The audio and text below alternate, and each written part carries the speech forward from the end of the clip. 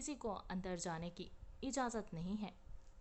Be be یہاں قتل ہو کیا ہے بیگم صاحبہ کا؟ وہ کب سے گارڈ سے کہہ رہی تھی کہ اسے اندر جانے دیا جائے مگر کوئی بھی اسے اندر نہیں جانے دے رہا تھا۔ پلیز دیکھیں میری بہن اندر ہے، مجھے جانے دیں، اسے بولے مفاتہ آئی ہے۔ پہلے تو وہ قتل کر سن کر شدید غصے میں آگ گئی تھی مگر پھر ہمت کرتے اس نے گارڈ سے کہا تھا، دیکھو بی بی اندر موجود سب لوگ جا چکے ہیں اور جو ہیں وہ تشویش کے لیے موجود ہیں، گھر جاؤ تمہاری بہن آ جائے گی۔ گارڈ نے کہا تھا، مگر میری بات تو نہیں جانا، گھر تو سامنے بیٹھ جاؤ اور تنگ نہ کرو، گارڈ نے کرخ لہجے میں کہا تھا۔ جب بھی مفاتہ کو اپنے پیچھے گاڑی کے ہارن کی آواز سنائی دی تھی وہ گیٹس کے سامنے سے سائڈ پر ہٹی تھی۔ کیا ہوا، کیا کہہ رہی ہے یہ لڑکی؟ عربت نے گاڑی گیٹ کے پاس روکتے گاڑی کا شیشہ نیچے کرتے گارڈ سے پوچھا تھا۔ سر کہہ رہی ہے کہ اس کی بہن بھی اندر ہے، وہ گھر نہیں آئی تو یہ پریشان ہو رہی ہے، ہمیں سختی سے آرڈرز ہیں باہر سے کسی کو اندر نہ جانے دیا جائے، اسی لیے سر میں نے اسے کہا یہیں رک جائے۔ گارڈ نے ساری بات بتاتے کہا تھا، ہو سکتا ہے اس کی بہن کو حنان نے انوائٹ کیا ہو یا پھر وہ حنان کی کلاس میٹ ہو، تم ایسا کرو اسے اندر آنے دو، جب کوئی کہے تو میرا بتا دینا کہ میں نے اسے اجازت دی تھی۔ گاڑی کے شیشے سے اسے روتے دیکھتے عربت نے گارڈ سے کہا تھا اور گاڑی پورچ کی طرف لے گیا تھا۔ مفاتہ نے دیکھا تھا کہ یہ تو وہی تھا جس سے وہ ٹکرائی تھی تو وہ ڈر کے مارے پیچھے مزید قدم چلنے لگی تھی جب گارڈ نے اسے آواز دی تھی، آ جاؤ بی بی، چلے جاؤ اپنی بہن کے پاس، گارڈ نے کہا تھا تو وہ خوشی سے مسکراتی آنسو صاف کرتی اندر جانے لگی تھی جب اس نے عربت کو گاڑی کا دروازہ بند کرتے دیکھا تھا۔ جاؤ شکریہ کہہ دو اسے، نہیں ایسے وہ اپنی گاڑی کے شیشے کے پیسے ہی نہ مانگ لے، پاس سے گزر جاتی ہوں، تیزی سے کہتے وہ 200 کی سپیڈ سے اس کے پاس سے گزری تھی۔ عربت جو اس سے بات کرنے والا تھا اسے تیزی سے پاس سے گزرتے دیکھ کر باونگ کو اونچا کیے سر کو ہلایا تھا۔ انٹرسٹنگ ڈرپوک کہتے اس نے گاڑی کا دروازہ کھول کر موبائل فون نکالا تھا۔ مفاتہ اندر گئی تو وہاں کا منظر ناقابل یقین تھا۔ حنان ماں کے پاس بیٹھا رو رہا تھا اور احسن اس کے بار بار آنسو صاف کر رہے تھے۔ وہ منظر دیکھ کر اس کی آنکھوں میں آنسو آ گئے تھے۔ پھر اس نے اپنی نظریں یہاں وہاں گھمائی تھیں مگر اسے غالیہ کہیں بھی نظر نہیں آئی تھی۔ اس کے پاس سے گزر کر عربت احسن کے پاس پہنچا تھا، اس کے گلے لگا تھا اور پھر حنان کو باہوں میں بھرا تھا۔ آپی، چاچو، ماما کو بولے نا اٹھیں، وہ ایسے نہیں جا سکتی پلیز۔ چاچو آئی وانٹ مائی مام، وہ ہچکیوں سے رو رہا تھا۔ بس میری جان ایسے نہیں روتے، ماما ہرٹ ہوگی، وہ آپ کی آنکھوں میں آنسو نہیں دیکھ سکتی تھی۔ ڈونٹ کرائی، اس نے اس کے ماتھے کے بال سمیٹتے اس کے ماتھے پر لب رکھے تھے، اسے تسلی دی تھی مگر ماں کے جانے کا دکھ وہ بھی اچھے سے سمجھ سکتا تھا کیونکہ اس کے پیدا ہوتے ہی اس کی ماں بھی مر گئی تھی، ماں تو اس نے دیکھی ہی نہیں تھی۔ اس کی آنکھوں سے آنسو گرے تھے حنان کو تڑپتا دیکھ کر۔ مفاتہ نے کن آنکھوں سے اس کی طرف دیکھا تھا، کیا یہ اس کا چاچو ہے؟ کوئی بات نہیں، میں اس بار جو ٹیوشن کے بچوں کی فیس آئے گی اس میں سے تھوڑے تھوڑے پیسے کر کے اس کے پیسے اتار دوں گی اور غالیہ کو بھی سچ بتا دوں گی۔ کیا ہوا؟ وہ تھوڑا ڈانٹیں گی نہ، کوئی بات نہیں، اس نے دل کو تسلی دی تھی۔ اور یہ غالیہ پتہ نہیں کہاں ہے، اچھا اسی وجہ سے وہ لیٹ ہو گئی ہے، حنان کو سنبھال رہی ہوگی، بیچارہ کتنا رو رہا ہے، میں حنان سے ہی پوچھتی ہوں غالیہ کے بارے میں۔ خود کلامی کرتے وہ حنان کی طرف بڑھی تھی جہاں عربت اسے گلے لگائے اس کو دلاسے دے رہا تھا۔ ہنی، وہ غالیہ، مفاتہ آپی، مار دیا آپ کی غالیہ نے میری ماما کو، کیوں کیا انہوں نے ایسا کیا بگاڑا تھا میری ماما نے ان کا؟ وہ عربت سے الگ ہوتا مفاتہ کے سامنے بے بسی سے روتا کہہ رہا تھا کہ کیا کہہ رہے ہو، دماغ ٹھیک ہے تمہارا؟ وہ لڑکی جو کسی سے اونچی آواز میں بات نہیں کر سکتی وہ کیسے تمہارے ماما کو مار سکتی ہے؟ وہ بے یقینی سے اس کی طرف دیکھتے کہہ رہی تھی۔ کیا کہہ رہے ہو حنان؟ اربت نے کہتے حنان اور احسن کی طرف دیکھا تھا، تبھی عالم بھی بولا تھا، میں نے کہا تھا آپ سے کہ اس غالیہ کے سارے گھر کو اریسٹ کریں، پھر یہ اس کی بہن یہاں کیا کر رہی ہے؟ وہ چیخا تھا پولیس کی طرف دیکھ کر۔ ایک منٹ، مجھے کوئی کچھ بتائے گا؟ پوری بات آفیسر کو ہتھ کڑی لاتے مفاتہ کی طرف بڑھتے دیکھتے اربت نے کہا تھا، اسے اب تک سمجھ نہیں آ رہا تھا کہ کیا ہو رہا ہے۔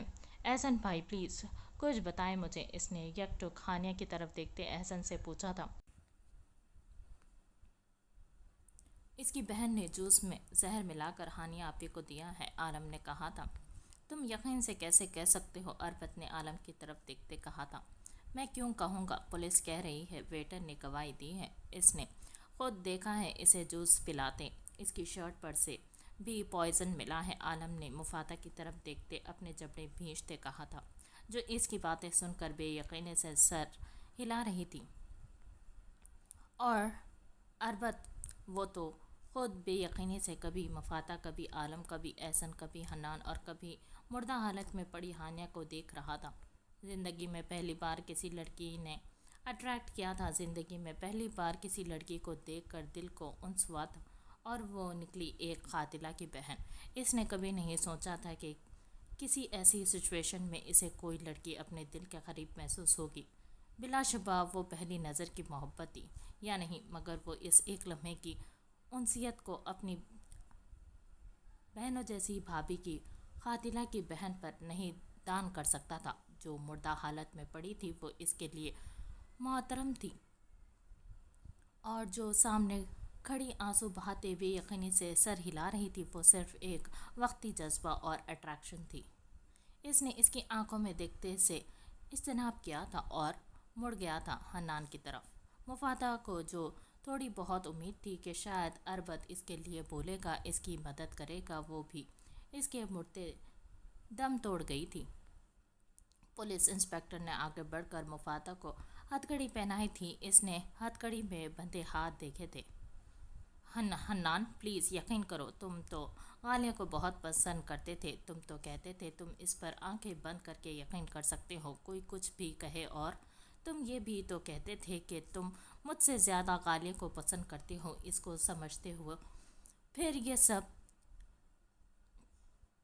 بلیو می، اس نے یہ سب نہیں کیا، وہ ایسا نہیں کر سکتی۔ حنان پلیز، وہ چیخ رہی تھی، فریاد کر رہی تھی حنان کے آگے، مگر وہ ہانیہ کو دیکھے جا رہا تھا۔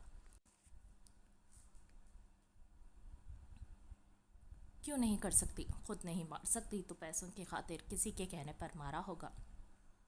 تم جیسی لڑکیاں کچھ بھی کر سکتی ہیں، پیسہ ہو تو عزت بھی دینے سے انکار نہیں کرتی۔ اس نے مفاتہ کی طرف دیکھتے حقارت سے کہا تھا۔ عالم پلیز، عزت کی بات کہاں سے آ گئی؟ چپ کر جاؤ، تم پولیس کو انویسٹیگیٹ کرنے دو اس سارے معاملے میں۔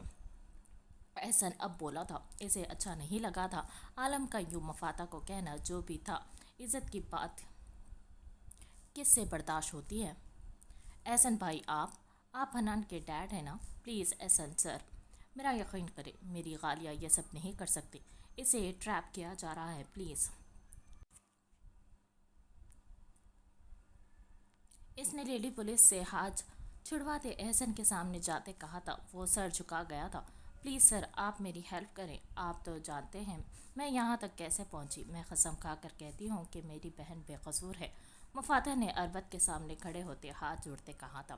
لے جائیں انہیں۔ اربت نے اس کی طرف دیکھتے سے اجتناب کیا تھا اور لیڈی پولیس سے کہا تھا۔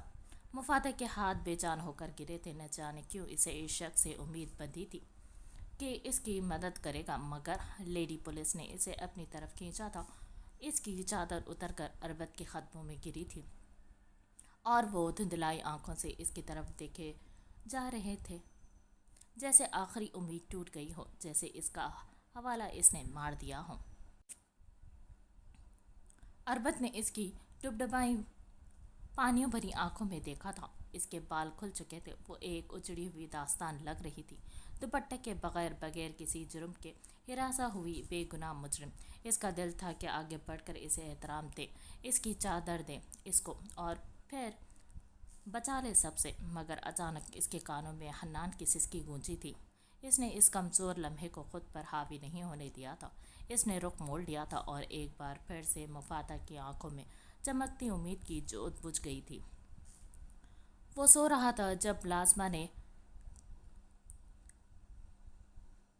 دھڑا دھڑ دروازہ بجایا تھا۔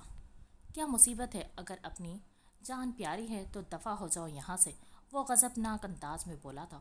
اس کے غصے سے کون نہیں واقف تھا؟ باہر کھڑی ملازمہ کا وجود کانپا تھا، مگر اس وقت اس کے غصے سے زیادہ اسے خبر دینا اہم تھا۔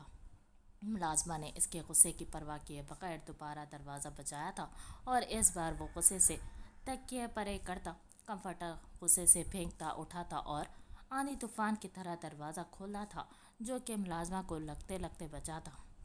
سر یہ احسن صاحب کی کال۔ کہا تھا نا مجھے ڈسٹرب مت کرنا، وہ غصے سے پھنکارتا تھا۔ اشل، ہانیہ کا مرڈر ہو گیا ہے، فون کے اسپیکر سے احسن کی کانپتی آواز گونجی تھی۔ اشل کا دروازے پر رکھا ہاتھ ایک دم نیچے گرا تھا، ماتھے پر آئے بل غائب ہوئے تھے۔ کانپتے ہاتھوں سے اس نے فون پکڑا تھا، آنکھوں سے نیند منٹوں میں اڑن چھو ہوئی تھی کہ کیا اس کے منہ سے یہی لفظ نکلے تھے۔ اشل تو جلدی آ، یہاں پر مجھے نہیں سنبھالا جا رہا، ہنی کو اور احسن بھائی کو میں نے تجھے کتنی کالز کی، مگر پلیز یار جلدی پہنچ۔ اربت نے احسن سے فون لیتے کہا تھا۔ کس نے کیا یہ سب؟ اشل کو اپنی آواز دور کھائی سے آتی محسوس ہوئی تھی۔ حنان کی میوزک ٹیچر، اربت نے کہتے کال کاٹ دی تھی۔ اشل موبائل لیے کمرے میں گم ہوا تھا۔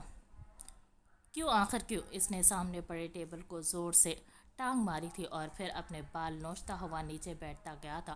آنسو ایک نہیں نکلا تھا، وہ رونا نہیں چاہتا تھا۔ گھٹنوں پر سر رکھے کتنی دیر فرش پر نظر گاڑے اس نے ہانیہ کو اپنے پاس بیٹھتے محسوس کیا تھا۔ چلی گئی نا آپ بھی چھوڑ کر مجھے؟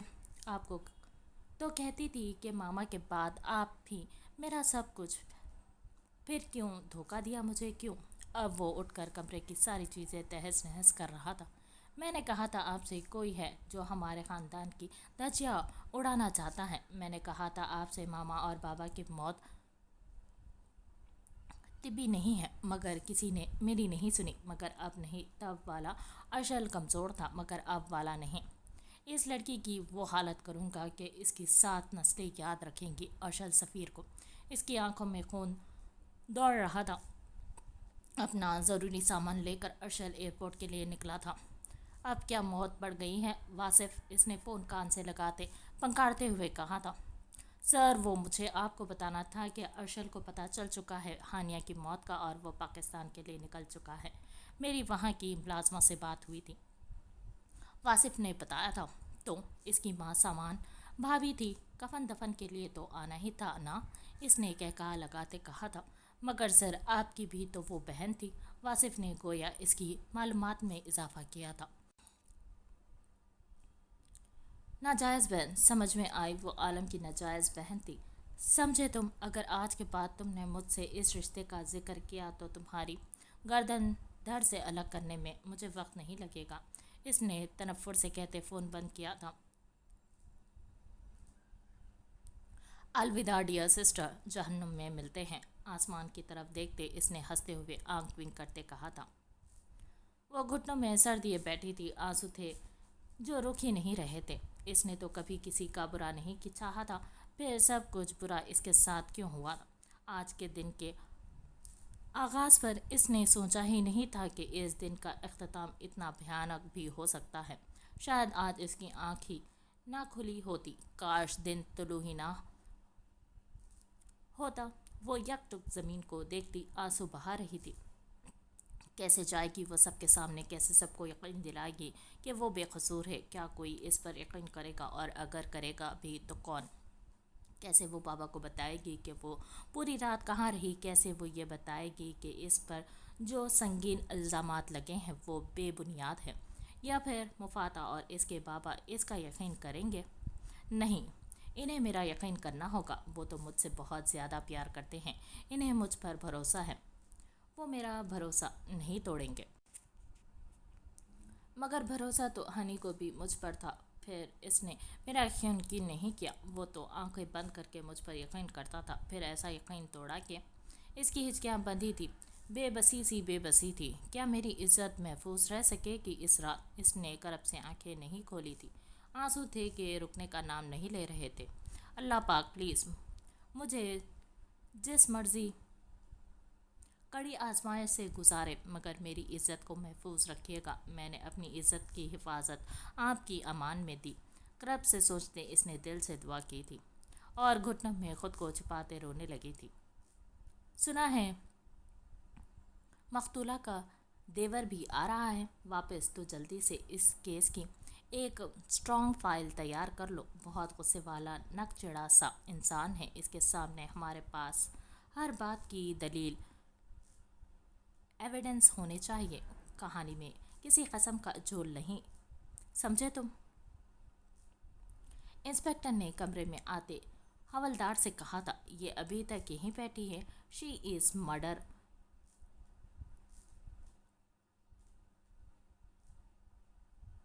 کلر، جاؤ جا کر اسے لاک اپ میں بند کر دو۔ اس نے غالیہ کی طرف دیکھتے حوالدار سے کہا تھا، مگر سر وہ آپ نے کہا تھا نا کہ کچھ دو کچھ لو، تو مجھے لگا ویسے بھی آدھی سے زیادہ رات گزر چکی ہے تو کیوں نہ۔ حوالدار نے ہوس زدہ نظروں سے اسے دیکھتے کہا تھا، نہیں، کیوں مروانا ہے مجھے بھی اور خود کو بھی؟ جب تک آرڈر نہیں آ جاتے ایک کی طرف سے تب ہم اسے کچھ نہیں کر سکتے۔ وہ عالم کا کورس ورڈز یوز کر رہا تھا۔ ابھی یہ خود بھی خطرے میں ہے اور اپنے ساتھ ساتھ ہمیں بھی مروائے گی۔ ویسے بھی جس عالی خاندان کے مرڈر کے کیس سے یہ جڑ چکی ہے نا، میڈیا کی طرف سے الگ پریشر پڑا ہوا ہے، ایسے میں ایک چھوٹی سی غلطی ہمارے لیے نقصان دہ ثابت ہو سکتی ہے۔ انسپکٹر نے گہری سوچ میں ڈوبتے کہا تھا، ٹھیک ہے سر، مگر ہاتھ وغیرہ تو لگا ہی سکتے ہیں نا، اور آپ سمجھ رہے ہیں نا؟ حوالدار نے سر کھجاتے کہا تھا، ہا ہا ہا، بڑی کمینی چیز ہے، تو پہلے یہ فائل سمیٹ، اس کے بعد جو جی میں آئے کرنا۔ اس نے فائل حوالدار کی طرف بڑھاتے کہا تھا اور حوالدار نے خوش ہوتے فائل پکڑ لی تھی۔ غالیہ کے کان شرمندہ تھے، ان کی بکواس سن کر وہ بے جان مردہ کی طرح بس زمین کو گھور رہی تھیں۔ اس کا دیور آ رہا ہے، اس کے کان میں انسپکٹر کے کہے الفاظ گونج رہے تھے۔ اشل سفیر، اس نے خود کو اس کا نام لیتے سنا۔ اشہل، اس نے کانپتے لبوں سے اس کا پھر سے نام لیا تھا۔ ذہن کے دریچوں میں دور کہیں کھوئی سی یاد کی آمد ہوئی تھی، ماضی۔ ہنی کے بغیر میرا ایک پل نہیں گزرتا، پتہ نہیں کیسے میں اس کا اسکول کا ٹائم برداشت کرتی ہوں، اور ٹیوٹر تو گھر پر ہی لگوا لیا ہے، مگر اب اس کی بے جا ضد آپ سے گٹار سیکھنے کی میں یہ سوچ رہی ہوں، مزید 2 گھنٹے میں اس کے بغیر کیسے گزاروں گی؟ اگر تم گھر آ کر سکھانے پر مان جاتی تو کیا تھا؟ ہانیہ نے غالیہ سے کہا تھا، نہیں ہانیہ آپی، آپ جانتی تو ہیں مفادہ پھر اکیلی ہوتی ہے گھر پر، اسے چھوڑ کر جانا اچھا نہیں لگتا مجھے، وہ بھی رات کے وقت۔ خیر آپ ہنی کی فکر مت کریں، میں اس کا خیال رکھوں گی، اس نے ہنستے ہوئے کہا تھا۔ رکھنا پڑے گا یار، وہ ہم سب سے زیادہ اپنے چاچو کی جان ہے، اور اگر اسے ہلکی سی خروش بھی آتی ہے تو اس کا چاچو دنیا ہلا دیتا ہے، اسی لیے پلیز خیال رکھنا اس کا۔ وہ تو اس حق میں ہی نہیں تھا کہ کسی کے گھر چھوڑنے پر، مگر پھر حنان کی ضد پر مانا۔ ہانیہ نے مسکراتے ہوئے کہا تھا، ماما اب آپ جائیں نا، مجھے کلاس لینی ہے، حنان نے ماں کے پاس آتے کہا تھا اور بازو سے پکڑ کر اٹھایا تھا۔ بس جب سے تمہیں رابی کی برتھ ڈے پارٹی میں سنا ہے تب سے غالیہ غالیہ کرتا رہتا ہے، کتنی بار کہہ چکی ہوں آپ ہی کہا کرو، مگر سنے تب نا۔ ویل میں چلتی ہوں، 9 بجے ڈرائیور کو بھیج دوں گی، خیال رکھنا، کہتے ہانیہ نے ہنی کے ماتھے پر بوسہ دیا تھا، پھر غالیہ کے گلے لگتی اور چلی گئی تھی۔ غالیہ کی یہ سب سوچتے ہوئے آنکھیں دھندلی ہوئی تھی، لب پھیکے سے مسکرائے تھے، تبھی ایک اور منظر آنکھوں کے سامنے لہرایا تھا، تم یہاں گٹار سیکھنے آتے ہو یا گپے مارنے؟ مفادہ نے کمرے میں آتے کہا تھا، دونوں کرنے، اس نے غالیہ کی طرف دیکھتے آنکھ ونک کی تھی اور مسکرایا تھا۔ ویسے نا غالیہ، آپ مفادہ آپی کی شادی کر دیں، یہ اس گھر میں سوٹ نہیں کرتی، اور آپ کے ساتھ تو بالکل نہیں، اس نے مفادہ کو ٹیز کیا تھا۔ ہاں پلیز غالیہ، میری شادی کر دو حنان سے، آئی love you honey, will you marry me? मुफादा ने मासूम शक्ल बनाते हनी के सामने घुटने टेकते इसे प्रपोज करते कहा था। ए यू, नेवर एवर। मेरी गर्लफ्रेंड जस्ट गालियाँ हैं और मैं इससे शादी करूँगा। बस गालियाँ, आपको 12 साल वेट करना होगा। नाउ आई एम जस्ट 6 ना, और वैसे भी तुम तो मेरी आप ही हो और आप ही से शादी नहीं करती। इसने गालिया के पीछे जाकर इसकी गर्दन पर हाथ बांधते इसके पीछे लटकते कहा था, तुम्हारी तो 2 फीट के बच्चे। तुमने मुफादा असफर को रिजेक्ट किया है। वो इसके पीछे पीछे भागी थी इसको पकड़ने और वो इसके आगे आगे था। वो दोनों कमरे से निकल गए थे। गालियाँ मुस्कुराई थी इनकी नोक झोंक देखकर। ज़िंदगी में कुछ पलों के लिए खुशी तो आई थी। इसके घर आने से घर घर लगने लगा था इसकी मासूम शरारतों से। इसने हंसते हुए सामने पड़ा गिटार उठाया था, अभी फिंगर्स स्टीयरिंग्स पर सेट ही किए थे कि सामने पड़ा हन्नान का मोबाइल बजने लगा। इसने मोबाइल की तरफ देखा था। नंबर के साथ तस्वीर भी जगमगाने लगी थी। मोबाइल स्क्रीन पर आज पहली बार इसने अरशल सफ़ीर को देखा था और देखती ही रह गई थी। स्काई लाइट हाई नेक पर इसकी लॉन्ग कोट पहने, हाथ में कॉफ़ी का कप पकड़े, हल्की सी लबों पर मुस्कुराहट, वो तस्वीर की स्क्रीन पर जगमगा रहा था। बेतरतीब बाल माथे पर बिखरे थे। भवें घनी थी जबकि आंखें दरमियानी थी, न छोटी न बड़ी। दोनों भवों के दरमियान दिल था। छोटी सी नाक थी जिस पर हंसते हुए भी एक गरूर था और आंखें, इनमें एक अजीब सी बेजारी थी। छोटी छोटी बियर्ड थी। हनी की भवें बिल्कुल अशल जैसी थी और आंखें भी, मगर हनी की आंखों में चमक थी जबकि अशल की आंखों बुझी बेजार लगती थी। वो यकटुके से देखी जा रही थी जब मोबाइल की रिंग हो होकर बंद हो गई। आंखें को खैरा करने वाला मंजर एकदम से गायब हुआ था और इसे लगा था इसकी दुनिया जैसे बुझ गई हो, जैसे रोशनी एकदम अंधेरे में बदल गई हो। मगर इससे पहले कि वो उदास होती, मोबाइल स्क्रीन फिर से रोशन हुई थी। फिर से तस्वीर चमकने लगी। जैसे बच्चे को मनपसंद चीज़ मिल जाए तो वो किलकारियाँ मारने लगता है, वैसे ही इसका दिल भी लहक उठा था। मगर अब की बार इसने बेसाख्ता ही हाथ आगे बढ़ाकर आंखें को जूम करके देखने की चाहत की थी। इसे तो ये होश ही नहीं रहा था कि फ़ोन पर कॉल आ रही है। इसने आंखों की तरफ हाथ बढ़ाते जैसे ही जूम किया, कॉल पिक हो गई थी। कब से कॉल कर रहा हूँ, किधर थे, कॉल क्यों नहीं रिसीव की? वो दबे दबे गुस्से में घुराया था। इस वक्त वो लैपटॉप लिए किसी ऑफिस में शायद बैठा था। लाइट ग्रे कलर की शर्ट पर टाई लगाए, हाँ, मगर अब बाल सलीके से जेल से सेट किए हुए थे। मगर पर्सनालिटी ऐसी कि जैसे अभी मोबाइल से बाहर निकल आएगा। हाँ, मगर नाक वैसी ही मकरूर थी। अब मुझे छत ही दिखाते रहोगे या कुछ बोलोगे भी? वो एक बार फिर बोला था। वो गुस्से में भी कितने शीरी लहजे को मात देता होगा। गालिया ने इस बात का एतराफ़ किया था। शायद इतने साल बाद गालिया फजल ने कोई इतना खूबसूरत मर्द देखा था कि इसके लम्हात इसकी हसीन सूरत में कैद हो गए थे। ओ चाचू की कॉल, चाचू, या आई एम देयर, या यू नो। हनी ने कमरे में आते ही फ़ोन से बाहर आती आवाज़ पर गालिया के सामने से फ़ोन उठाया था और अशल से बात करने लगा था। और हनी के इस अमल पर गालिया ने ख़ुद को बेबस महसूस किया था। कैसे लम्हे एक दम टूट गए थे। इसका दिल उदास हुआ था। हनी मोबाइल लेकर बाहर सोफे पर बैठ गया था। नहीं चाचू, वो गलती से गालिया से पिक हो गई थी। मैं फाती के साथ खेल रहा था, इसने सफाई दी थी।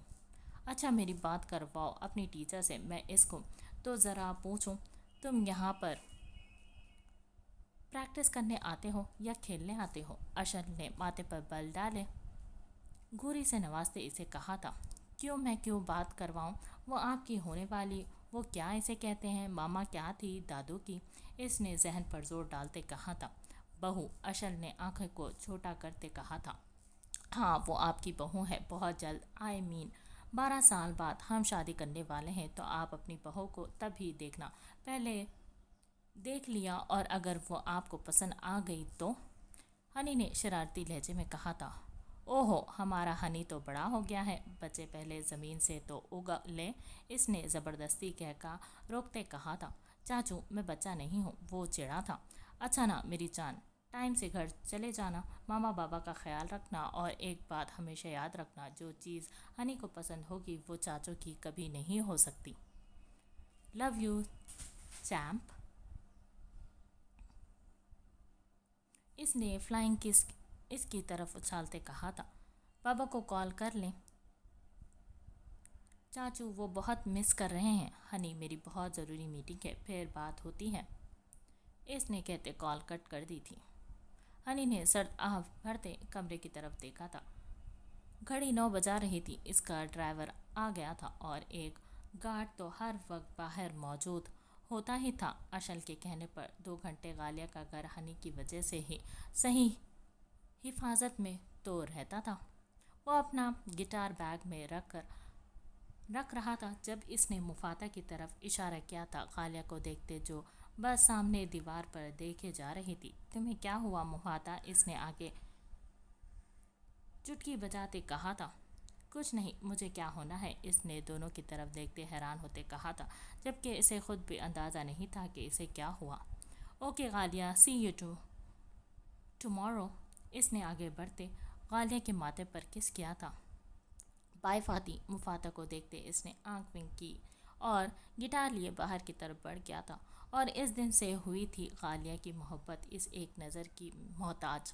سارا دن اس کے ذہن میں ایک ہی نام گونجتا، اشل سفیر، اشل سفیر۔ کئی بار چپکے چپکے اس نے ہنی کی اور اشل کی باتیں سنی، اس کی آواز اس کا رسک ہو گیا تھا، وہ رسک جسے سن کر وہ سیر ہو جاتی تھی۔ مفاتح سے چپ کر اس نے رات سے پچھلے پہر انسٹا پر اس کی آئی ڈی نکال کر اس کی تصویروں کو دیکھنا، اس کی آنکھوں کو زوم کرنا۔ 6 ماہ میں غالیہ فضل ایک انجانی محبت کی زنجیروں میں پوری طرح سے جکڑی جا چکی تھی۔ کئی بار بیٹھے بیٹھے گھنٹوں اشل کو سوچنا، اس کی آواز کو محسوس کرنا، سوچوں کے جال کو بننا، خیالات میں اسے دور کھڑے محسوس کرنا تو آنکھ کا کونا بھیگ جانا۔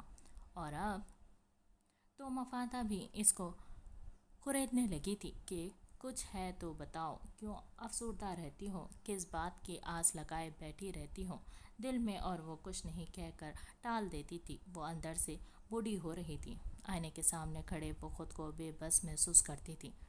ڈھلتے جسم کے لیے کوئی اور لفظ ہونا چاہیے۔ لوگ بوڑھے تب ہوتے ہیں جب وہ اپنے علاوہ کسی دوسرے سے محبت کرتے ہیں، بے انتہا محبت، اور وہ بھی اپنے علاوہ کسی اور سے بے پناہ محبت کرنے لگی تھی۔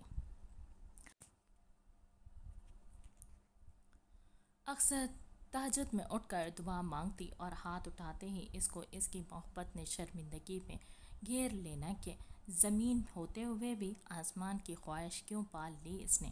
وہ مغرور شہزادہ ہے اور وہ عام رعایا، یہ تو بے جوڑ ملن ہے۔ مجھے اس کا ساتھ چاہیے نہ دے، مجھے اس کا ساتھ چاہے نہ دیں، مگر ایک بار اسے روبرو دیکھنے کی مہلت دے دیں پلیز۔ اس ایک لمحے میں ساری زندگی جی لوں گی میں۔ ہچکیوں سے روتے اس نے بغیر اس کا ساتھ مانگے ہاتھ گرا دیے اور اٹھ جانا۔ وہ دن بدن تکلیف سے گزر رہی تھی اور جس کی وجہ سے تکلیف میں تھی اسے علم تک نہیں تھا۔ حال فائل نیچے گرنے کی آواز پر وہ خیالوں کی دنیا سے واپس پلٹی تھی۔ سب کچھ یاد کرتے اس کے لبوں پر تلخ بے بس مسکراہٹ آئی تھی۔ کسی محرم سے محبت کی اتنی بڑی سزا کیوں دے رہے ہیں مجھے آپ؟ میرے لبوں نے تو کبھی اس کے ساتھ کی دعا نہیں مانگی، اس کو بس ایک بار روبرو دیکھنے کی بھیک مانگی تھی آپ سے، اور آپ نے مجھے اس کے سامنے سرخرو کھڑا کرنے کی بجائے گناہ گار بنا دیا۔ اللہ جی، میں نے یہ تو نہیں کبھی چاہا تھا۔ اس کا جسم کانپنے لگا تھا روتے ہوئے۔ پرسوں ہی تو اسے ہانیہ اور ہنی نے بتایا تھا کہ ارشل 6 سال بعد اس کی برتھ ڈے پر آ رہا، ہنی کو گفٹ دینے۔ وہ زیادہ دیر تک رکے گا نہیں، بس زیادہ سے زیادہ 10 منٹ، کیونکہ وہ کسی بات کی وجہ سے خفا ہے اپنے بھائی سے، اور ہانیہ اور ہنی نے کہا تھا کہ وہ ضرور اسے اشر سے بھی ملوائے گا۔ ہنی کی فیورٹ جو تھی غالیہ، اور ہنی کی برتھ ڈے کا دن غالیہ کے لیے عید کا دن تھا۔ پوری 2 راتیں وہ ایک پل کے لیے بھی سو نہیں سکی۔ اس نے ارادہ کیا تھا کہ وہ اس سے ملے گی نہیں، بس دور سے دیکھے گی اسے اور چلی جائے گی۔ اسے تو گویا کوئی خزانہ ملنے والا تھا۔ مفاتح نے بھی بہت پوچھا تھا اس کی خوشی کی وجہ، مگر وہ کسی نئی جگہ انوینٹ کی پیمنٹ زیادہ ملے گی کہہ کر اسے ٹال گئی تھی۔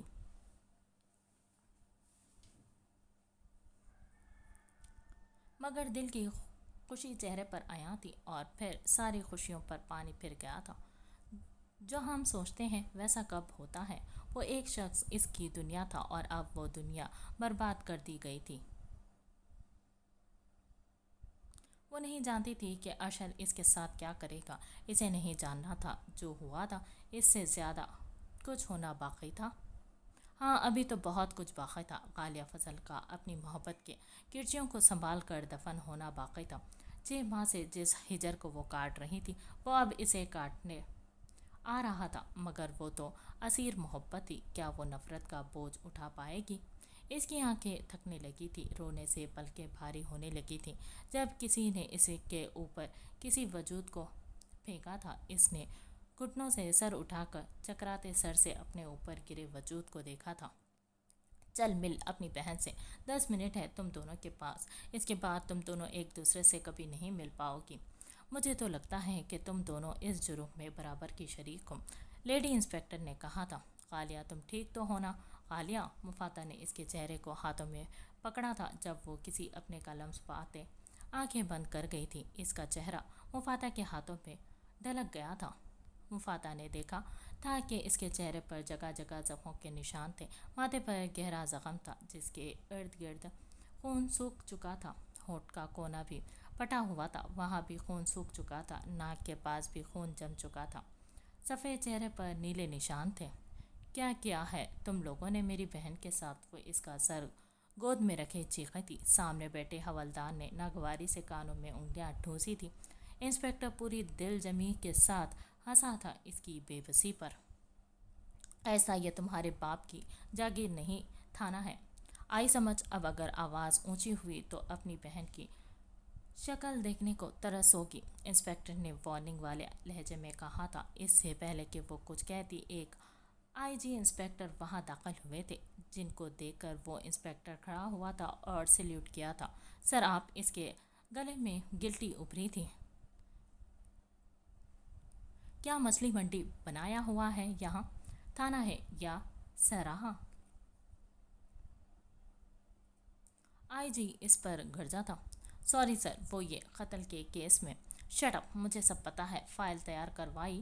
انسپکٹر نے اپنے ماتحت سے پوچھا تھا۔ جی سر، یہ لے، انسپکٹر نے کہا تھا۔ دوسری لڑکی کو کیوں اریسٹ کیا ہوا ہے؟ انہوں نے فائل دیکھتے کہا تھا۔ سر، وہ شک کی بنیاد پر ہمیں شک ہے کہ یہ قتل ان دونوں نے مل کر کیا ہے، انسپکٹر نے ڈرتے ڈرتے کہا تھا۔ منع کیا تھا نا کہ جب تک جرم ثابت نہیں ہو جاتا تم کسی مجرم پر تشدد نہیں کرو گے۔ تم لوگوں کو اتنی سی بات سمجھ نہیں آتی؟ وہ دہاڑے تھے۔ سوری سر، انسپکٹر نے شرمندگی سے کہا تھا۔ سوری نہیں، سزا اب سے لے کر اگلے 1 ہفتے تک تم دونوں سسپینڈ ہو۔ آئی جی نے اس کے اور حوالدار کی طرف اشارہ کرتے کہا تھا۔ مگر sir, I am you may go now out, انہوں نے غصے سے کہا تھا، اور وہ دونوں سر جھکائے چلے گئے تھے۔ اس کے بعد وہ اٹھے تھے وہاں سے اور گلاس لے جا کر مفاتح کے سامنے کیا تھا، جو ان کی باتوں پر دھیان دیے یا سننے کے بجائے کب سے غالیہ کے گال تھپک تھپک کر اس کو اٹھا رہی تھی اور کبھی اس پر آیتیں پڑھ پڑھ کر پھونک رہی تھی۔ جب اس نے پانی سامنے دیکھا تو جلدی سے گلاس پکڑ کر اسے اس کے ہونٹوں کے ساتھ لگایا تھا اور اس کی آنکھوں پر چھڑکا تھا۔ وہ مندی مندی بند آنکھوں کو کھولتے مفاتح کے گلے لگ کر رونے لگی تھی۔ میں نے کچھ نہیں کیا مفاتح، میں نے ہانیہ آپی کو نہیں مارا، میرا یقین کرو، مجھے پتا تم بھی میرا یقین نہیں۔ شش، چپ، بس چپ۔ مفاتح کو پورا یقین ہے اس کی بہن قاتلہ نہیں ہو سکتی، اور تمہاری بہن چیخ چیخ کر یہ پوری دنیا کو ثابت کرے گی۔ اس نے اس کے आंसू साफ करते, खुद से गले लगाते, तसल्ली देते कहा था। गालिया का कांपता वजूद, इसकी हालत मुफातह को मार गई थी। हेलो अंकल, आप पहुंच गए, अरबत ने फ़ोन पर कहा था। जी बेटा, अब मेरे हैंड ओवर है सब, तुम परेशान ना हो, इन्होंने अरबत को तसल्ली दी थी। बहुत शुक्रिया अंकल, आई एम सॉरी मैंने रात के इस वक्त आपको परेशान किया, इसने नरम लहजे में कहा था। अरबत, तुम मेरे बहुत ख़ास दोस्त के बेटे हो, तुम किसी भी वक्त मुझसे कुछ भी मांग सकते हो, इन्होंने मुस्कुराते हुए कहा था। एक फेवर और चाहिए मुझे आपसे, मैं बाहर खड़ा हूँ, आप किसी को भेजकर मुझसे वफाता का दुपट्टा मंगवाएं और इसको उड़ा दें प्लीज़, इसने रिक्वेस्ट की थी। खैर तो है अरबत, इतना कंसर्न क्यों है तुम्हें, इन्होंने इसे खुरेदा था। शायद पहली नज़र में इसने मेरा एहतराम जीत लिया है, इसलिए, कहते इसने मज़ीद सवालात से बचने के लिए फ़ोन रख दिया था। थोड़ी देर में इससे चादर मंगवा ली गई थी और फिर इसने बाहर खड़े देखा था कि आईजी ने खुद मफादा के सर पर चादर डाली थी और ये देखते ही वो पिछले कदमों वापस मुड़ गया था। वो अब इत्मीनान से मुतमईन था कि वो हिफाजत में थी। इसके जाने के बाद इसके कानों में मफादा के अल्फाज गूंजने लगे थे। आप इंसान होकर कुत्ते नहीं हो सकते। तब इसे शिद्दत से एहसास हुआ था कि वो क्या कर गया है। गालिया ने जो भी किया था, इसका क्या मुफादा क्यों भुगते, इसीलिए इसने इसके गिर्द हिफाजत का हिसार बना दिया था और ऐसा सब करने पर इसके दिल ने इसे मजबूर किया था। वो जानता था कि जब तक गालिया पर जुर्म साबित नहीं हो जाता, बाकी की रिपोर्ट्स नहीं आ जाती, वो इसे छोड़कर नहीं जाएगी। इसीलिए इसने आईजी अंकल से दरख्वास्त की थी कि वो रात वहीं रुक जाएं और इन्होंने इसकी दरख्वास्त कबूल कर ली थी। अशल की गाड़ी सफ़ीर हाउस के बाहर रुकी थी। वो मुर्दा कदमों से अंदर दाखिल हुआ था। अर्शल को देखते हनान भागता हुआ इससे लिपट गया था और ज़ोर ज़ोर से रोने लगा था। एहसन भी चलता हुआ इसके कंधे से लग गया था।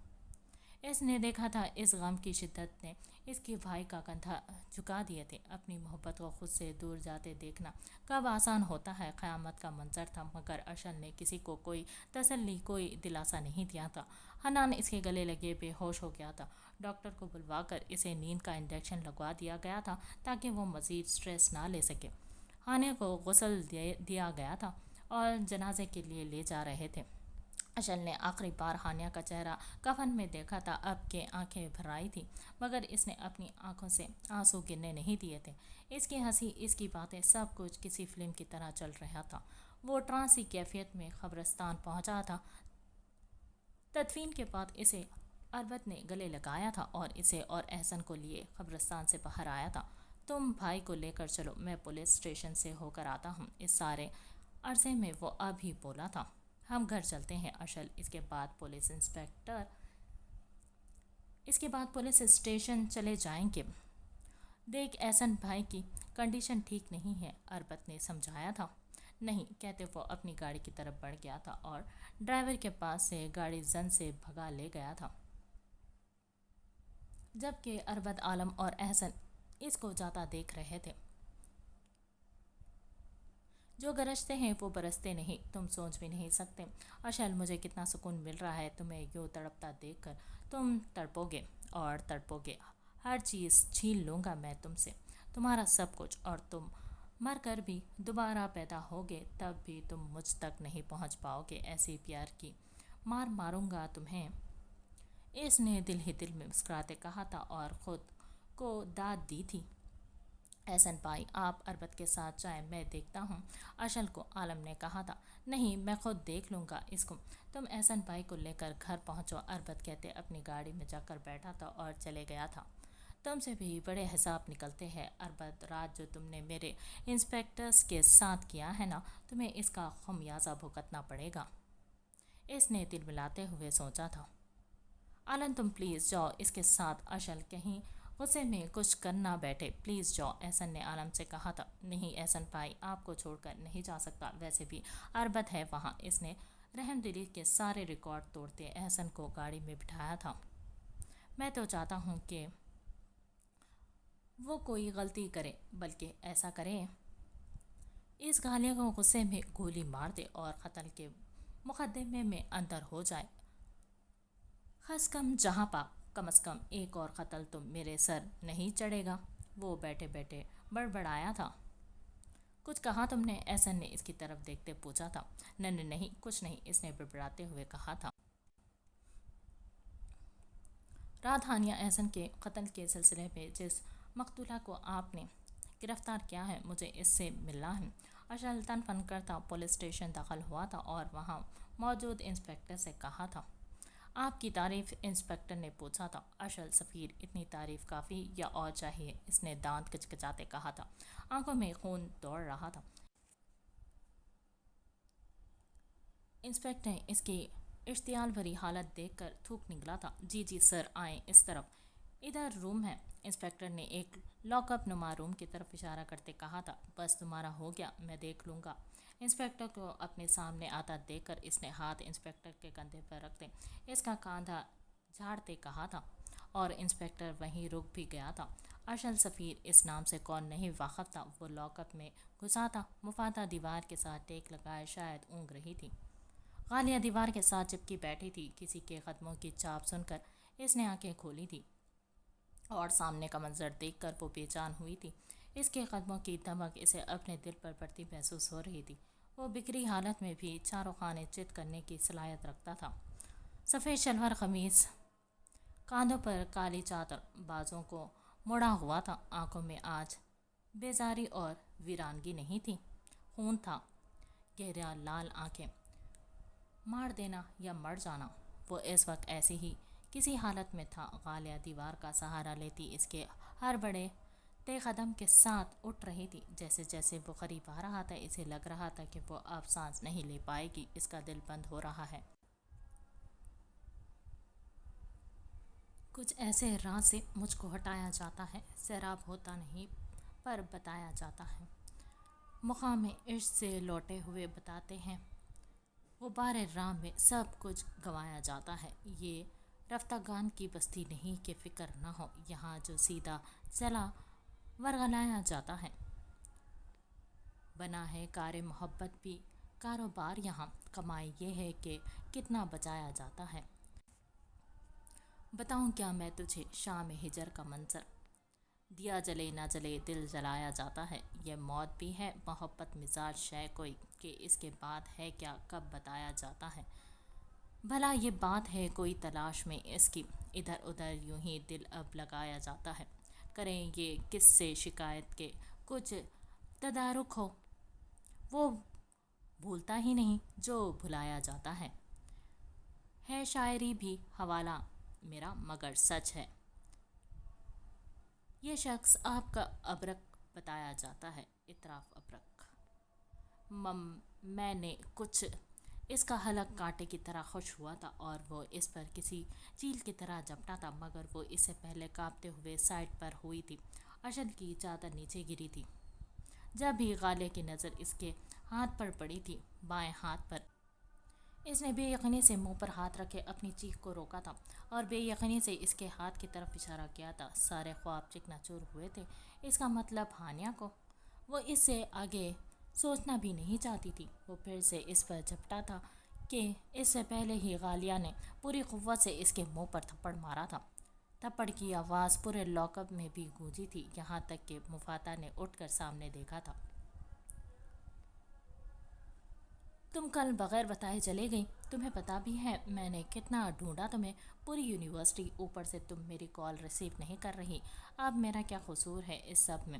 صبا اس وقت مدیحہ کے کمرے میں موجود تھی اور اس سے پوچھ رہی تھی، تم نے دیکھا اس کیڑے کی اتنی ہمت کہ مجھ سے زبان چلائی، مجھے جواب دیا۔ مدیحہ چیخی تھی اس پر۔ تو کیا ہوا یار، وہ تمہارا زر خرید غلام تھوڑی ہے، یا تمہاری نوکروں کی فوج میں سے تھوڑی ہے، ہمارا یونی فیلو ہے، بالکل ہمارا فرینڈ۔ سٹاپ اٹ صبا، وہ تمہارا دوست ہو سکتا ہے، میرا نہیں، اور نہ ہی میں اسے کبھی اپنا دوست مان سکتی ہوں۔ اسٹیٹس ڈفرینس دیکھا ہے تم نے؟ رہی بات نوکر کی تو میں نے اسے نوکر بھی نہ رکھوں، اس نے زچ ہوتے کہا تھا اور صبا کی طرف دیکھا تھا۔ کیا ہوا تمہیں، تم کیوں رو رہی ہو؟ مدیحہ نے اس کی آنکھوں سے آنسو گرتے دیکھ کر پوچھا تھا۔ نہیں کچھ نہیں، بس ایسے ہی، اس نے اپنے آنسو صاف کیے تھے۔ کیا بات ہے یار، کوئی بات ہوئی ہے؟ کیوں پریشان ہو تم؟ اس نے پھر سے پوچھا تھا۔ میں نہیں رہ سکتی اس کے بغیر، وہ کیوں نہیں سمجھتا آئی لو ہم، میں مر جاؤں گی۔ مدیحہ، صبا نے اس کے گلے لگتی ہچکیوں سے روتے کہا تھا۔ کون ہے وہ؟ مدیحہ نے اس کی کمر تھپتھپاتے پوچھا تھا۔ صفی، اس نے اس سے الگ ہوتے کہا تھا۔ واٹ، دماغ سیٹ ہے تمہارا؟ پوری دنیا میں وہی ڈفر ملا ہے تمہیں؟ وہ اس سے الگ ہوتے حیرانگی سے گویا ہوئی تھی۔ نہیں پتہ چلا، بس ہو گیا، اس نے اعتراف کیا تھا۔ سب سے پہلے مجھے تم اپنی آنکھیں دکھاؤ، کہیں خراب تو نہیں ہو گئی؟ مدیحہ نے اسے چڑھاتے ہوئے کہا تھا۔ او شٹ اپ یار، وہ اس کے پاس سے اٹھی تھی۔ واپسی کی کوئی آس لگا سکتی ہوں، میں بھول سکتی ہوں اسے؟ مدیحہ نے اسے مزید کھریدا تھا۔ وہ عشق کا جو واپسی کا سفر کروا دے۔ اس میں منزلیں طے کرنی پڑتی ہیں اور ہر منزل آپ کو واپسی کے سفر سے بہت دور لے جاتی ہیں۔ عشق میں آپ آگے بڑھ سکتے ہیں، پیچھے مڑ کر نہیں دیکھ سکتے، اور جس نے پیچھے مڑ کر دیکھ لیا وہ کافر ہو گیا اپنے قبلے سے، اپنے عشق سے۔ پھر کیا؟ اس نے کھڑکی کے پاس کھڑے ہوتے باہر دیکھا تھا۔ ویری امپریسو، اس کا مطلب تم گوڑے گوڑے ڈوب چکی ہو اس چمپو کے عشق میں۔ مدیحہ نے پھر سے لتاڑا تھا اسے۔ تم باز نہیں آؤ گی؟ اس نے پاس پڑے صوفے سے کشن اٹھا کر اس کی طرف اچھالا تھا جسے وہ کیچ کر چکی تھی۔ ویسے تم یار بڑی چھپی رستم نکلی، اسے پتا ہے اس دیوانگی کے بارے میں؟ وہ اسے بازو سے پکڑ کر بیڈ پر بٹھاتے ہوئے پوچھ رہی تھی۔ وہ مجھ سے محبت نہیں کرتا، وہ کسی اور میں انٹرسٹڈ ہے، اور وہ کوئی اور تم ہو۔ اس نے گویا اس کے سر پر دھماکہ کیا تھا۔ کیا؟ آئی مین، مدیحہ کے پاس الفاظ ہی نہیں بچے تھے کہ کچھ کہنے کے لیے۔ وہ شاکڈ ہوئی تھی بری طرح سے۔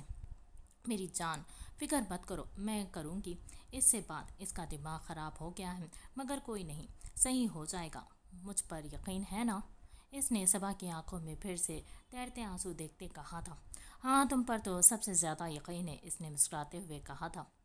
بس پھر سب ٹھیک ہو جائے گا، صفی تمہارا ہے اور تمہارا ہی رہے گا میری جان۔ اس نے اس کے گال پر کس کی تھی اور اسے تسلی دی تھی۔ وہ سوچ چکی تھی کہ اب اسے کیا کرنا ہے۔ اسے ہر حال میں صفی کو صبا کا کرنا ہے، اور اس کے لیے وہ کچھ بھی کرے گی۔ اشل نے حیرانگی سے غالیہ کی طرف دیکھا تھا۔ تم، یو باسٹرڈ، تمہاری ہمت بھی کیسے؟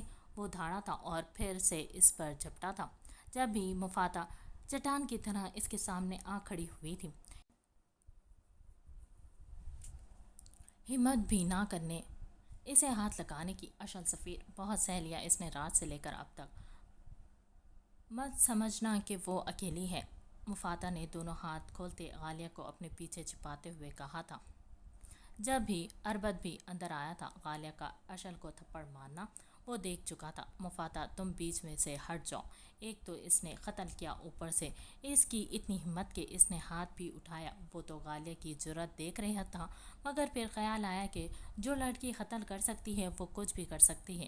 اربد نے سوچا تھا، بہت اچھا کیا کہ اس نے تھپڑ مارا۔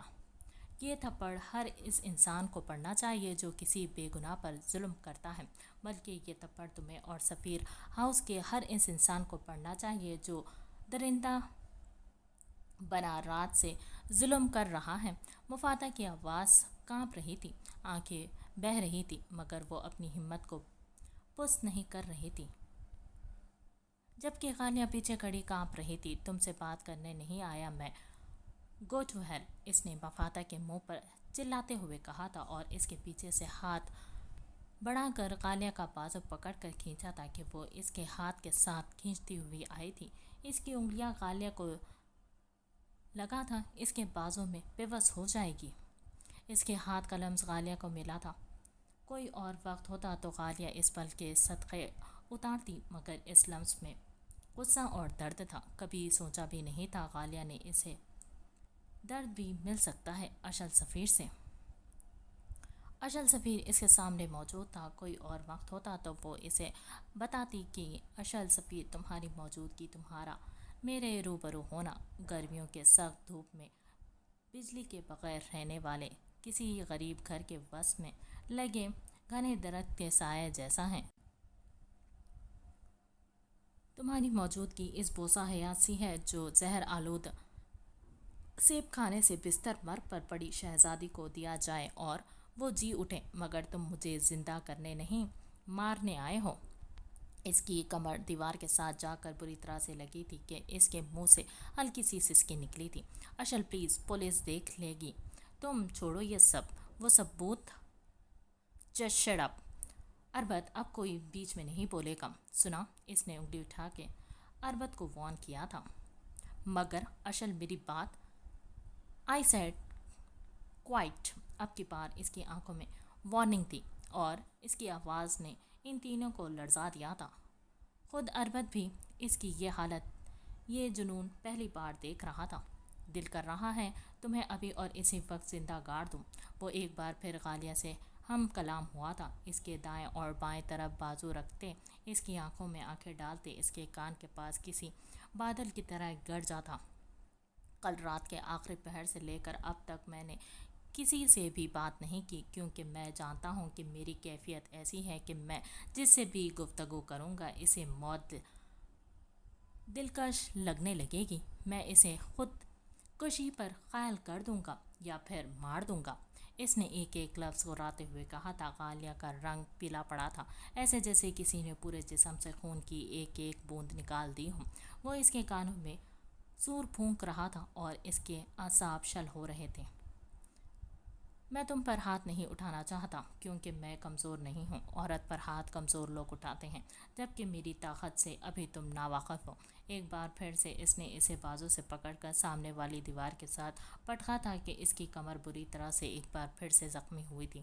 اس کی آنکھیں بند ہو رہی تھی، اس کے اعصاب شل ہو رہے تھے، جیسے وہ ابھی گر جائے گی، مر جائے گی۔ مگر اس نے اپنی آنکھیں بند نہیں ہونے دی تھی۔ وہ محبت کے ورد کی ڈوری ٹوٹنے نہیں دے سکتی تھی۔ وہ اس کے ظلم کو بھی بڑی دل جمی کے ساتھ دیکھنا چاہتی تھی، محسوس کرنا چاہتی تھی۔ اس کی پلکیں آرزوں پر گری تھی، آنکھیں بند ہوئی تھی۔ میرے حکم کے بغیر اور میری اجازت کے بغیر تم آنکھیں نہیں بند کر سکتی۔ بتاؤ مجھے کیوں کیا تم نے ایسا کیا چاہیے تھا؟ دولت، شہرت یا پھر میں؟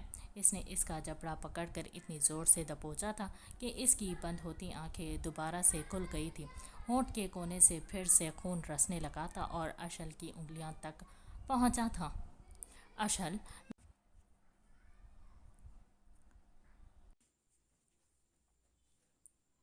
میرا نام مت لو تم نے ہی بھابھی سے کہا ہوگا نا، اسی لیے تو وہ ہر بار مجھ سے یہی کہتی تھی کہ مجھے تم سے شادی کر لینی چاہیے، اور جب انہوں نے تم تک میرا انکار پہنچایا تو تم نے انہیں مار دیا۔ یہی کیا نا تم نے؟ اشل نے بے دردی سے اس کا جبڑا چھوڑتے، اسے آگے کی طرف کرتے پھر سے پیچھے پھینکا تھا کہ دیوار کا سہارا نہ ہوتے ہوئے وہ نیچے گری تھی۔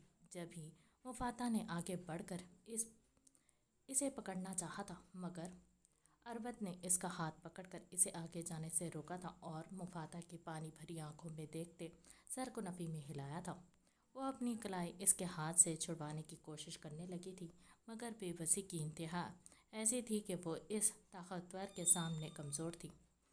دیکھو اشل، غالیہ کا کوئی قصور نہیں ہے۔ ہانیہ آپی سے اس رشتے کی بات میں نے کی تھی، ان کی پسندیدگی غالیہ میں دیکھ کر، مگر میں نے کہا تھا نا کہ بیچ میں کوئی نہیں بولے گا۔ اس نے پاس پڑی کرسی اٹھا کر مفاتح کی طرف پھینکی تھی۔ اگر بروقت اربت اسے کھینچ کر اپنی طرف نہ کرتا تو وہ کرسی اس کے سر پھاڑ چکی ہوتی۔ وہ کھینچتی ہوئی اس کے سینے سے آ لگی تھی اور اب بری طرح سے کانپ رہی تھی۔ غالیہ کے حلق سے چیخ نکلی تھی اور وہ مفاتح کی طرف بڑھی تھی، جب ہی اس کے آگے جاتے قدموں کے درمیان اپنی ٹانگ پھنسا کر اشل نے بری طرح اسے گرایا تھا۔ غالیہ کا منہ اشل کے جوتوں پر لگا تھا اور گال بری طرح سے زمین کے ساتھ بازو کی کونی بھی جل گئی تھی، مگر وہ اور اس کا غصہ کب بس میں تھا۔ ایک بار پھر سے دونوں بازوؤں کے ساتھ اٹھا کر اسے دیوار کی طرف پٹکا تھا، مگر اس بار وہ اپنے دونوں ہاتھ اس کے سینے پر رکھتی اسے پیچھے کو دھکا دے گئی تھی، مگر ان کمزور ہاتھوں کی طاقت کے آگے سامنے کھڑے چٹان جیسے شخص کی طاقت زیادہ تھی۔ جب ہی وہ ایک قدم بھی پیچھے نہیں ہٹا تھا اور نہ ہی اپنی جگہ سے ہلا تھا، اس کی دونوں کلائیوں کو اپنے ہاتھوں میں دبوچتے اس نے اسے اپنی طرف کھینچا تھا اور وہ اس کے سینے کے ساتھ لگی تھی۔ غالیہ کا ہاتھ اس کے دل پر پڑا تھا اور سانسوں کی تپش سے اس کا چہرہ جھلسا تھا۔ دونوں کے قریب 1 انچ کا بھی فاصلہ نہیں تھا۔ ایک کی آنکھوں میں تنفر، غصہ اور خون تھا، جبکہ دوسرے کی آنکھوں میں التجا تھی۔ دونوں کی نظریں ایک لمحے میں ٹکرائی تھی۔ اشل نے بہت نزدیکی سے اس کے چہرے کو دیکھا تھا جو زخموں سے بھرا تھا۔ اشل نے دیکھا تھا کہ اس کی تھوڑی کے نیچے گڑا تھا، چھوٹی سی ناک زخمی تھی، ماتھے پر بھی زخم تھا، گھنی پلکیں گیلی تھی، چہرے پر رگڑیں تھیں اور خون کے اور آنسوؤں کے نشان تھے۔ نچلے ہونٹ پر تل تھا جس کے پاس آنسوؤں کی لکیر بہہ رہی تھی، ہونٹوں کے پاس خون رس رہا تھا۔ اشل نے ہاتھ بڑھا کر تل کے پاس سے آنسو کو صاف کرنا چاہا تھا، مگر اچانک اس کے چہرے میں اسے رانیہ کا چہرہ نظر آیا تھا۔ اس کا بڑھتا ہاتھ رک گیا تھا، وہ جو اس کی آنکھوں میں نرمی کی ایک جھلک اترتی دیکھتے ہی لگی تھی کہ اس نے اسی ہاتھ کا مکہ بنایا تھا اور اسے کسی اچھوت کی طرح پرے پھینکا تھا، اور ہاتھ اتنی زور سے دیوار پر مارا تھا کہ ہاتھ سے خون رسنے لگا تھا۔ مگر یہ اس تکلیف سے بہت کم تکلیف تھی جو اشل کے روم روم میں تھی۔ غالیہ ایک بار پھر سے نیچے گری تھی، ایک بار پھر اس کا جسم کرا اٹھا تھا، مگر پھر اشل کے ہاتھ پر زخم دیکھ کر اس نے نفی میں گردن ہلائی تھی۔ اٹھو اور اب کی بار تمہارے منہ سے صرف سچ سنوں میں۔ آئی سمجھ۔ اشل نے آگے بڑھ کر اس کے کمر میں ہاتھ ڈال کر اسے کھڑا کیا تھا اور یہ دیکھ کر حیران رہ گیا تھا کہ اس کی کمر سے بھی خون نکل کر اس کے ہاتھ پر لگا تھا۔ اس کے ہاتھوں نے اس کے ایک اور زخم کی نشاندہی کی تھی، مگر وہاں فکر کسے تھی؟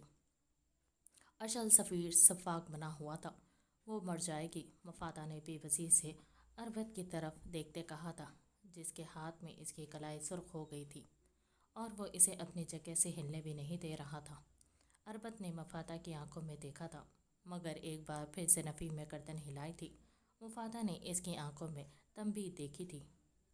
میں نے کہا سچ بتاؤ مجھے، ورنہ اب جو میں تمہارے بہن کے ساتھ کروں گا وہ تم کیا سننا چاہتے ہو؟ تم سچ سننا چاہتے ہو؟ غالیہ نے چیختے ہوئے اپنے آنسو صاف کرتے کہا تھا، جبکہ اربد، اشل اور مفادہ تینوں نے ایک ساتھ اسے دیکھا تھا۔ سچ سننا ہے نا اشل سفیر، تو سنو سچ، بلکہ پہلے یہ جانو کہ غالیہ فضل نے تمہیں تھپڑ کیوں مارا، کیونکہ میرے ساتھ جو بھی ہو رہا ہے وہ سب تمہارا کیا دھرا ہے۔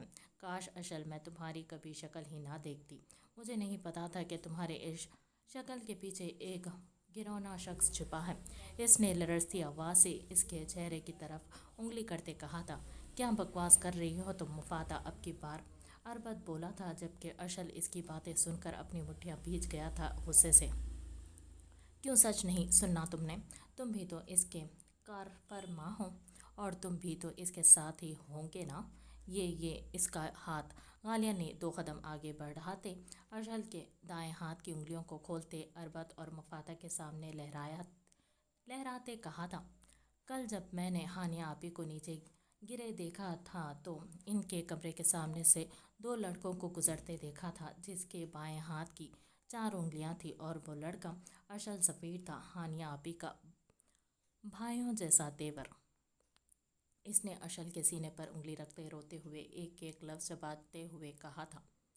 پتہ نہیں اس میں اتنی ہمت کہاں سے آ گئی تھی، مگر وہ اب اس کے سامنے چٹان بنی کھڑی تھی۔ کیا بکواس کر رہی ہو؟ ہوش میں تو ہو تم؟ اشل نے اس کو گردن سے دبوچتے دیوار کے ساتھ لگایا تھا اور اس کا گلا دبایا تھا۔ ایک بار پھر وہ اپنے پیروں پر کھڑے ہونے کی صحیح کرتی ناکام ہوئی تھی۔ سچ کہہ رہی ہوں اشل سفیر، تم ہو قاتل، اپنی بھابھی کے تم نے مارا ہے ان کو اور الزام مجھ پر لگا دیا کہ تم پر کوئی انگلی نہ اٹھائے۔ تو سنو اشل سفیر، مجھے تمہارا ہر جرم قبول ہے، میں نے یہ قتل کیا ہے اور تم سے شدید نفرت۔ وہ اکھڑتے سانس سے درد برداشت کرتے ٹوٹے لفظ ادا کر رہی تھی اور وہ اس کی نازک گردن ہاتھ میں پکڑے دبا رہا تھا۔ چھوڑو اشل، پاگل ہو گئے ہو، وہ مر جائے گی، یار چھوڑ دو۔ اربد نے آگے ہوتے اس کو کھینچتے ہوئے کہا تھا، جو اسے بس ختم کر دینا چاہتا تھا۔ دوسری طرف سے مفادہ اسے پیچھے کر رہی تھی۔ गालिया की आंखें बाहर को आ रही थी, चेहरे का रंग नीला पड़ने लगा था। अशल, फॉर गॉड से लीव हर। अब की बार अरबत ने पूरे जोर से इसे पीछे की तरफ धकेला था और वो पीछे हुआ था। इसके हाथ से गालिया की गर्दन छूट गई थी। वो लड़खड़ा कर जमीन पर गिरती इससे पहले ही मफाता ने इसे बाहों में उठाया था। वो बुरी तरह से खांस रही थी।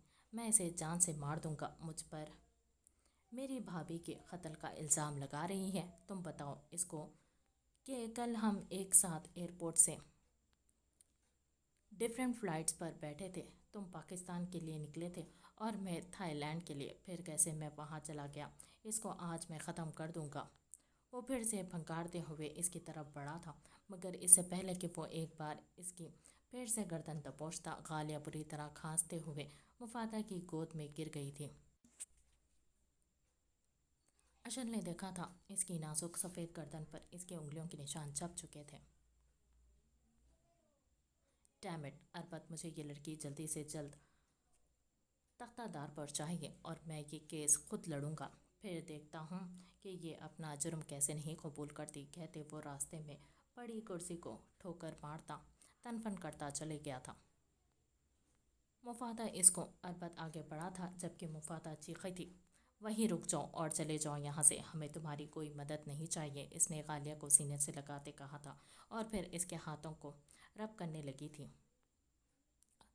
अरबत उल्टे कदमों वापस मुड़ गया था, मगर जाते हुए बाहर खड़े इंस्पेक्टर से गालिया को देखने का कह गया था। एक बार फिर से इसके मुंह पर पानी के चपेटे पड़े थे। इसने फिर से आंखें खोली थी, मगर वो खुशबू, इस खुशबू का एहसास आसपास नहीं था। इसने कमरे में इधर उधर नज़र दौड़ाई थी, मगर वहाँ सिवाय मुफादा के कोई नहीं था। इसने अपनी गर्दन पर हाथ रखकर इसकी उंगलियों की महसूस किया था। इसकी गर्दन पर इसकी उंगलियों के निशान छप चुके थे। वो इन पर अपनी उंगलियां रखती इसके लम्स को महसूस कर रही थी। फिर इसके कानों में लफ्ज़ गूंजे थे, अशल के, मैं इसे जान से मार दूंगा। मुझ पर मेरी भाभी के कत्ल का इल्ज़ाम लगा रही है। तुम बताओ इसको कि कल हम एक साथ एयरपोर्ट से डिफरेंट फ़्लाइट्स पर बैठे थे।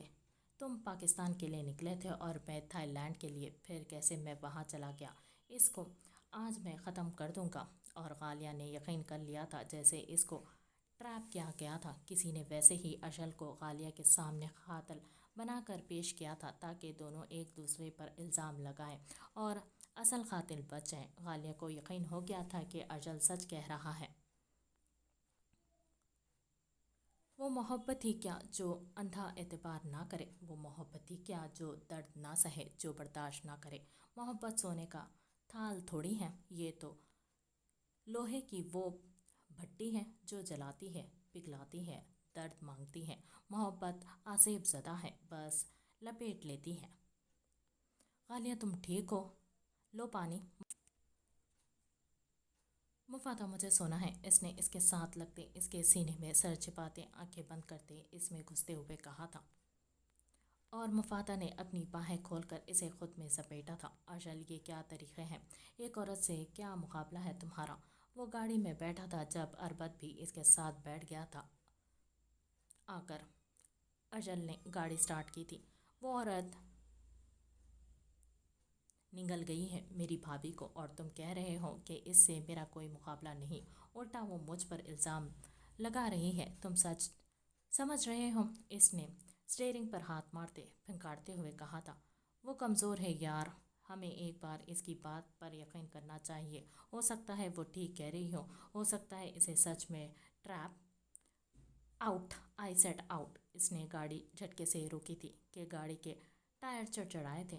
अरबत का सर डैशबोर्ड से लगते लगते बचा था, मगर वो डीड बना गाड़ी में बैठा रहा था। जब अगले 2 मिनट तक वो नहीं उतरा तो अशल ने सर को नफ़ी में हिलाते गाड़ी स्टार्ट की थी। अरबत ने जेब से मोबाइल निकाल कर नंबर डायल किया था। हाँ हेलो यार, वो मेरी गाड़ी मेन थाने में खड़ी है, वो घर ले जाओ। अपने ड्राइवर को कहते इसने मोबाइल बंद करके जेब में रखा था। फिर पॉकेट में से सिगरेट की डब्बी और लाइटर निकाला था। एक सिगरेट सुलगा कर अजल की तरफ बढ़ाया था, जिसे वो चुप करके थाम गया था, और दूसरा सिगरेट खुद सुलगा कर कश लगाने लगा था। सामने देखते वो कुछ सोचने लगा था। मुफादा का बेबस चेहरा, इसकी कलाई अपने हाथ में महसूस करते इसने सर को जंपिश दी थी। इसके लब फीके से मुस्कुराए थे। आज तक किसी भी लड़की ने इसके ख्यालात पर कभी ऐसे डेरा नहीं जमाया था जैसे वो पूरे हक से इसकी सोचों पर विराजमान थी। अभी वो इसकी सोचों को महसूस कर ही रहा था कि गाड़ी एक बार फिर से रुकी थी, मगर इस बार वो सफ़ीर हाउस का पोर्च था। अर्जल उतरकर सीधा अंदर गया था और हनी के कमरे में घुस गया था। आलम और एहसन ड्राइंग रूम में बैठे इनका इंतज़ार कर रहे थे। क्या हुआ अरबत, कुछ गलत तो नहीं करा आया अर्जल? एहसन ने परेशानी से पूछा था। नहीं एहसन भाई, कुछ गलत तो नहीं किया, बस इस लड़के का गला दबाकर इसे मारने वाला था, मगर फिर इससे बड़ी मुश्किल से इसे छुड़वाया और वो बेहोश होकर गिर गई। इसने बैठते हुए कहा था। मुझे पता था इसके गुस्से का, इसीलिए तुम्हें भेजा था। इन्होंने सोफे की पुश से सर टिकाते आंखें मूंदते कहा था।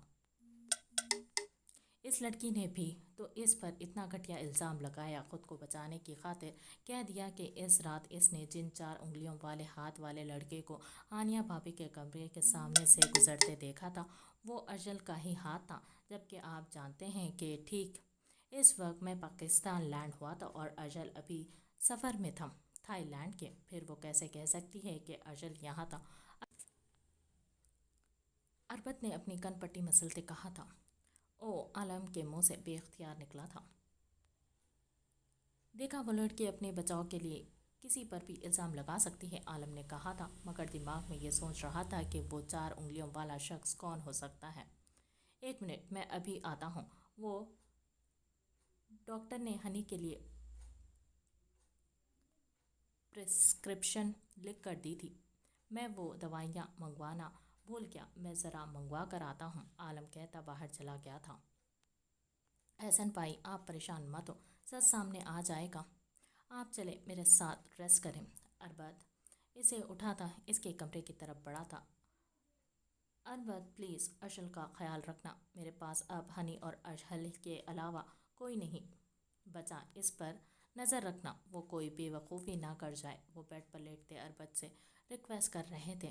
बेफिक्र रहें एहसन भाई, मैं संभाल लूँगा, आप कुछ मत सोचें, बस रेस्ट करें। इसने इनके ऊपर कंफर्टर देते कहा था और फिर लाइट ऑफ करते चला गया था।